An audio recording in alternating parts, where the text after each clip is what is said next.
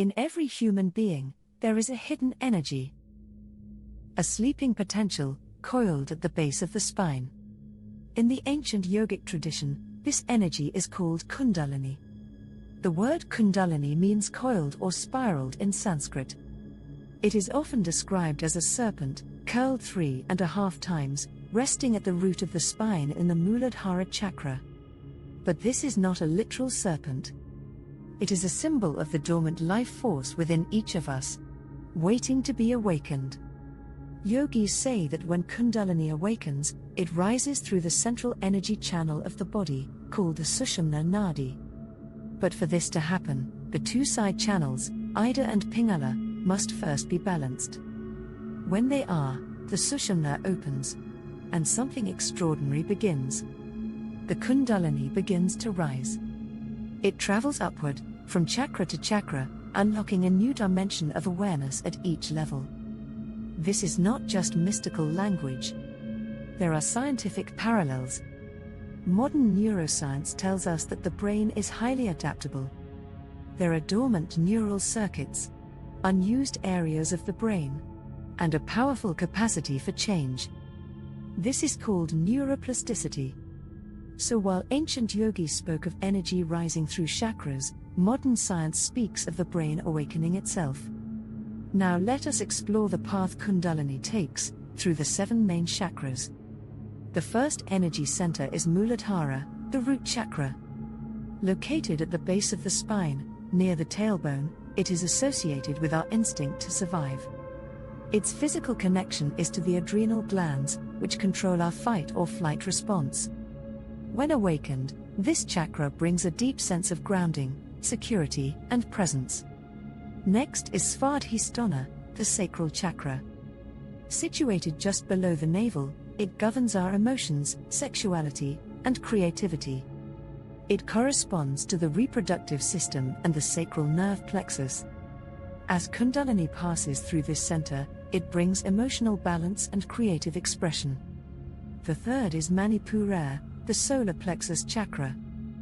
Located in the upper abdomen, it relates to personal power, confidence, and transformation. It is connected with the pancreas and the solar plexus ganglia. When activated, it ignites our inner fire, our willpower, and our ability to manifest. The fourth is Anahata, the heart chakra.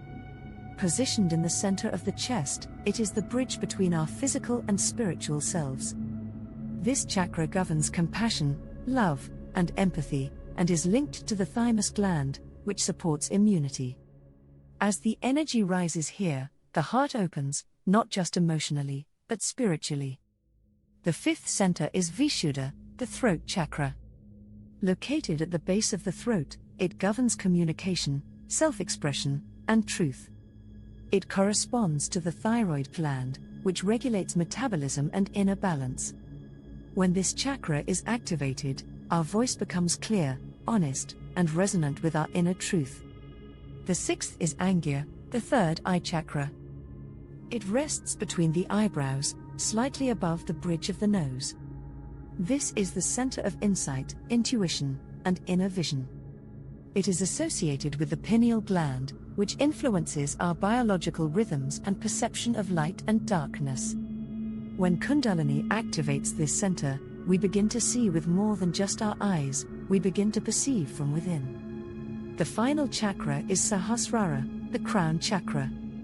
Located at the top of the head, it is the gateway to pure consciousness. Unlike the other chakras, it is not associated with a single gland, but with the brain as a whole. Here, duality dissolves. The ego falls away. We experience union, with life, with awareness, and with the infinite. As Kundalini moves through each chakra, it awakens a new level of the nervous system. It integrates body, mind, and spirit, and brings us closer to what the yogis call samadhi, a state of blissful, unshakable union. But this journey is not about power or special abilities. It is about awakening to truth. Kundalini is not something to force or control. It rises naturally, through a life of balance, self-inquiry, and inner stillness.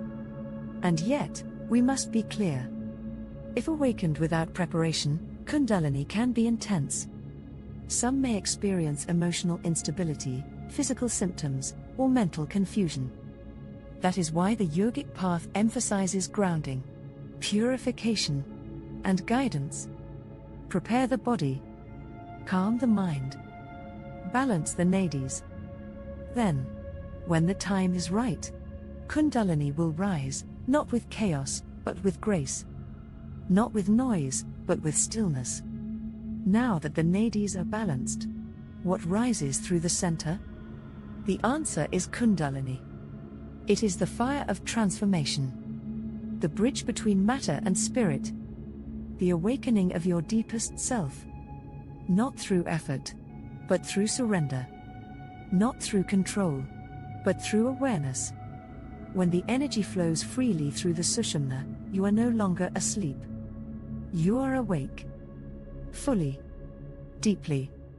Consciously. Alive.